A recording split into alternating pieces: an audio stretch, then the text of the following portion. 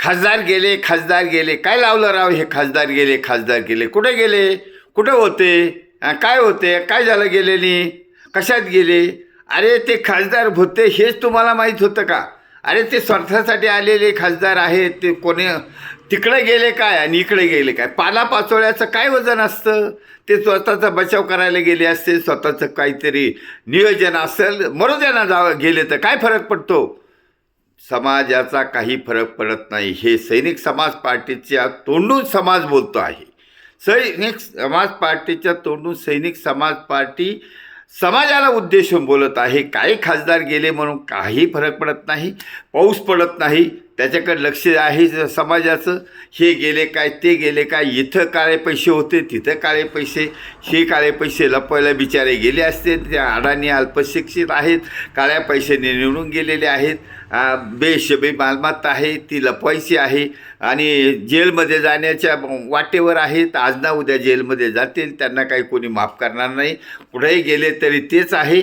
त्यामुळे अशा पालापाचोळ्या लोकांचं काही एक न्यूज नका बनवू, कारण लोक न्यूज बनवतात. ठीक आहे, त्यानं तुम्हाला TRP मिळत असेल, व्ह्यू मिळत असतील, लाईक मिळत असतील, त्याचे पैसे मिळत असतील, परंतु सैनिक समाज पार्टी समाजाला सांगते की तुमचं कोणीच काही घेऊ जात शकत नाही, कारण हे काही ब्रह्मदेवाचे अवतार नाहीत, हे काही फार स्वच्छ नाहीत.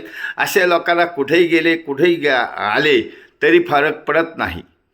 म्हणून सैनिक समाज पार्टी सबुरीचा सल्ला तुम्हा सर्व समाजाला, जनतेला देत आहे की बाबांनो, यांचे हे खेळ आहेत, हे आउटघटकेचे खेळ आहेत, 2029पर्यंतचे खेळ आहेत. तुम्ही सगळे जागृत झालेला आहात. तुम्ही ह्या महाराष्ट्रातील जनता जागृत होऊन ह्या लोकांना ओळखून आहे. 2029मध्ये तुम्ही हे सर्व ठरवलेलं आहे. सैनिक समाज पार्टीने तुम्हाला वेळोवेळी जागृत केलं आहे आणि तुम्ही पण सैनिक समाज पार्टीच्या शब्दाला जागे आहात आणि तुम्ही हा शब्द जो आम्ही सतत उच्चारत असतो, 90% आमदार, खासदार, मंत्री भ्रष्टाचारी, वंशवादी, गुंड प्रवृत्तीचे असतील, ह्या कॅटेगरीमधील लोक संपणार आहेत. 90% संपणार आहे. 2029मध्ये त्यांचा सफाया होणार आहे.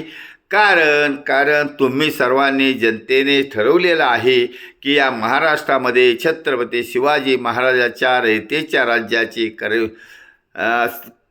पुनरावृत्ती करण्यासाठी सैनिक समाज पार्टीचं खास सरकार आणायचं आहे.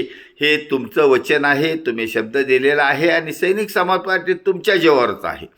सैनिक समाज पार्टी अशा ब्लॅक मनीवाल्यांकडे जात नाही, त्याचा प्रचार करीत नाही, नाव तर घेतच नाही.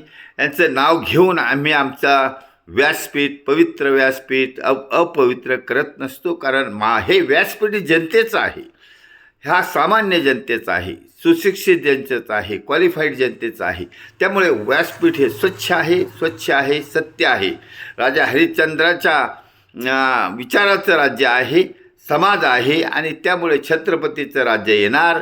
ही काळ्या दगडावरची पांढरी रेघ आहे आणि आता जे यांचा मरणाआधी चाललेली उलथापालथ आहे, अंतिम या घटका मोजत आहेत, कारण त्यांना मरणाच्या आधी जेलमध्ये जाण्याची भीती असेल म्हणून पळतात बिचारे. पळू द्या, तुमचं काही जात नाही. त्यामुळं सैनिक समाज पार्टीने हे सावध केलेली जनता 2029मध्ये नक्कीच आपला नक्षा दाखवणार आहे आणि